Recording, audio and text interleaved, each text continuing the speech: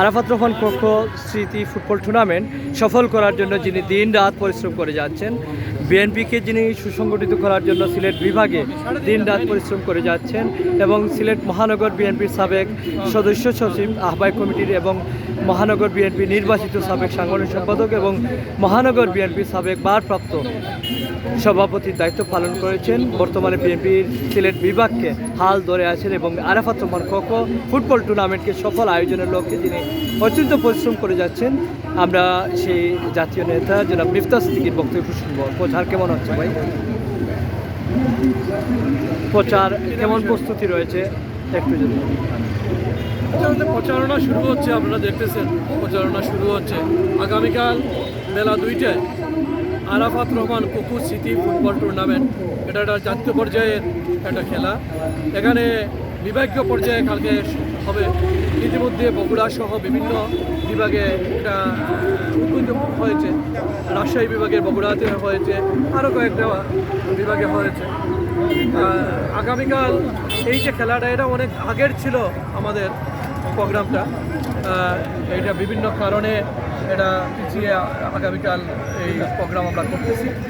এটা সিলেট ক্রীড়া complex, law college সংলগ্ন মাঠ, সিলেট ক্রীড়া কমপ্লেক্সে ক্রীড়ামোদী ভাইয়েরা যারা, এবং যেহেতু আরাফাত রহমান কুকুর নামে এই টুর্নামেন্ট, সবাই জানেন আপনারা আরাফাত রহমান কুকুর বাংলাদেশের কি অবস্থা ছিল তখন যখন মৃত্যুবরণ করেন। আমরা তখন বলতেছিলাম যে একটা মানসিকভাবে তাকে অসম্ভব পীড়া দিয়ে তাকে মৃত্যুর দিকে ধাবিত করা হয়েছে।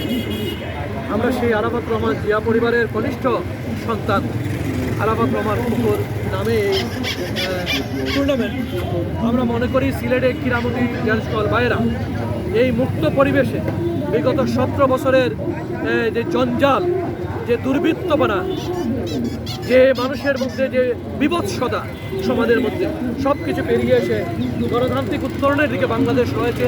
আজকে আমরা প্রতিদিন দেখবেন বিভিন্ন স্থানে খেলা হচ্ছে, মানুষের মুক্তভাবে সংস্কৃতি চর্চা করছে, সব কিছু মুক্ত বাতাসে শুরু হয়েছে। আমরা মনে করি এই যে ক্রীড়াঙ্গনে আমাদের আগামী দিনে যাকে নিয়ে বাংলাদেশের মানুষেরা স্বপ্ন দেখে বাংলাদেশের নেতৃত্ব যার হাতে তুলে দিতে চায়, সেই জনাব তারেক রহমান, আমাদের বিএনপির সংগ্রামী ভারপ্রাপ্ত চেয়ারম্যান, তার নির্দেশনায় আগামীকালকে এই খেলা হবে। আমরা মনে করি আপনার সিলেটের ক্রীড়ামোদী ভাইয়েরা, রাজনৈতিক সচেতন যে সকল নেতৃবৃন্দ রয়েছেন, মানুষজন রয়েছেন, পাশাপাশি সামাজিক এরিনার যে সকল যারাই রয়েছেন, সবাইকেই আজকে আমরা দাওয়াত করতেছি সেখানে উপস্থিত হবেন এবং জাতীয় এবং সাবেক জাতীয় এবং বর্তমান জাতীয় টিমের যে সকল প্লেয়াররা এখানে অংশ নেবে। সাবেক জাতীয় টিমের অধিনায়ক আমিনুল ইসলাম সেখানে অংশগ্রহণ করবেন।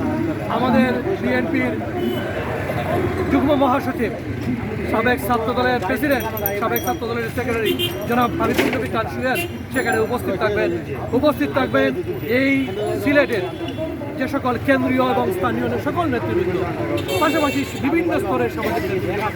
আপনারা সবাই এখানে উপস্থিত হয়ে এই খেলাকে উপভোগ করবেন, এটাই আপনাদের কাছে আজকের দাওয়াত। ধন্যবাদ।